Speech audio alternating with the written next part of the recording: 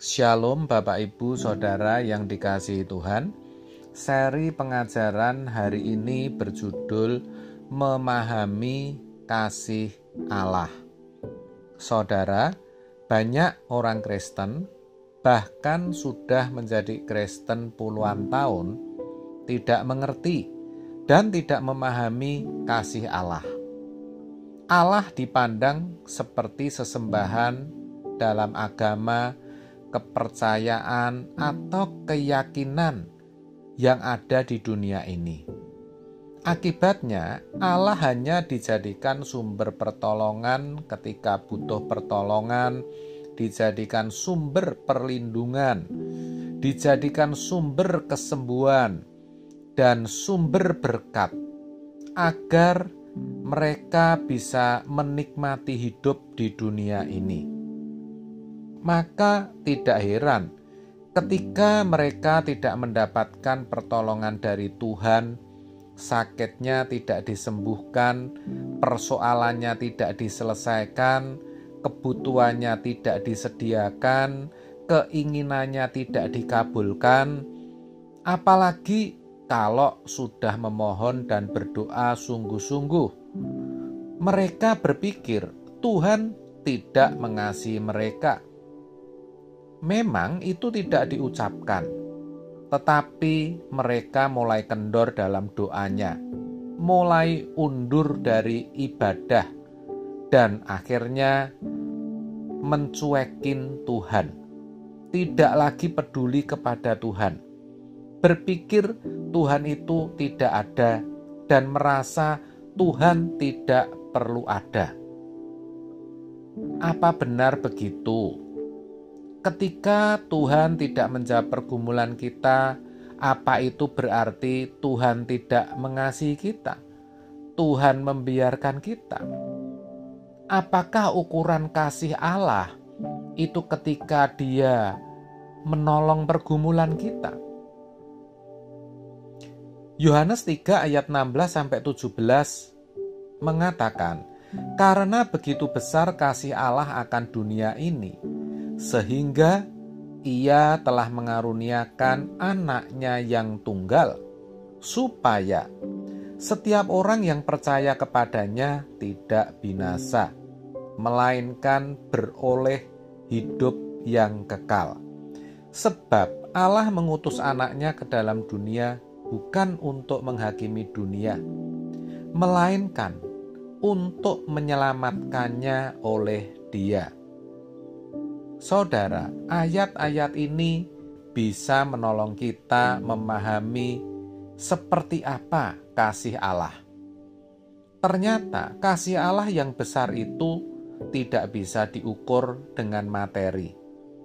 Kasih yang besar itu Allah nyatakan dengan memberikan anaknya yang tunggal, yaitu Yesus. Yesus, Anak Allah ini tentu harta yang paling berharga dan paling bernilai bagi Allah Bapa. Tetapi harta yang paling berharga bagi Allah itu diberikan kepada kita. Kita, orang-orang berdosa yang pantas menerima hukuman karena pemberontakan kita. Allah begitu mengasihi kita dan tidak menginginkan seorang pun binasa. Sebaliknya, Dia menghendaki agar manusia bisa beroleh hidup yang kekal. Jadi, kalau kita memahami kasih Allah, jangan sampai salah. Jangan kita ukur dengan materi, sebatas materi, sebatas segala sesuatu yang menyangkut kebutuhan jasmani.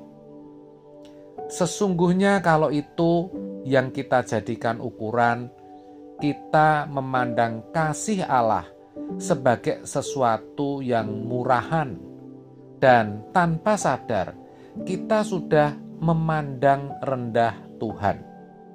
Jangan begitu, saudara. Alkitab berkata dalam Roma 8 ayat 32 demikian. Ia, Allah maksudnya, yang tidak menyayangkan anaknya sendiri, tetapi yang menyerahkannya bagi kita semua. Bagaimana mungkin Ia tidak mengaruniakan segala sesuatu kepada kita bersama-sama dengan Dia. Roma 8 ayat 32. Jadi kalau anaknya yang Allah kasih saja diberikan kepada kita, kan gak mungkin Tuhan tidak memelihara hidup kita ketika kita masih ada di bumi ini.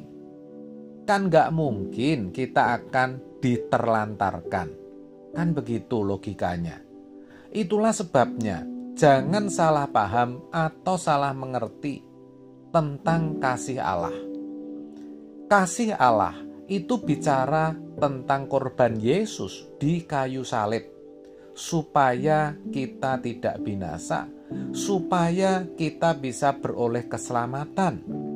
Artinya, bisa dikembalikan ke rancangan Allah semula, bisa memahami pikiran dan perasaannya, lalu hidup berkenan kepadanya, menyenangkan hatinya.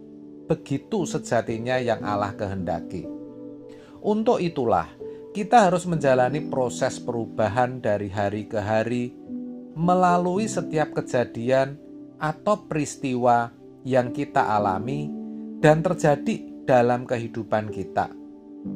Proses itu berjenjang, saudara, mulai yang sederhana yang bisa kita lalui dengan mudah sampai yang sulit dan berat, yang membuat kita putus asa dan sepertinya mau menyerah. Dengan kata lain, setiap kejadian atau peristiwa yang tidak nyaman, yang tidak kita harapkan, yang sepertinya Tuhan membiarkan, yang sepertinya Tuhan diam dan tidak menolong kita, sebenarnya semua itu adalah kasih Allah, di mana Allah sedang menunjukkan jalan-jalannya, supaya kita bisa hidup dalam rencananya yang agung itu. Melalui semua itu, kita dibentuk, kita diproses, sampai kita bisa benar-benar dikembalikan ke rancangan Allah semula, yaitu serupa dengan Yesus atau sempurna seperti Bapa. Itulah sejatinya kasih Allah, kasih yang menyelamatkan jiwa kita, kasih yang tidak membawa kita kepada kebinasaan, sebaliknya yang akan membawa kita kepada kehidupan kekal. Amin. Tuhan Yesus memberkati.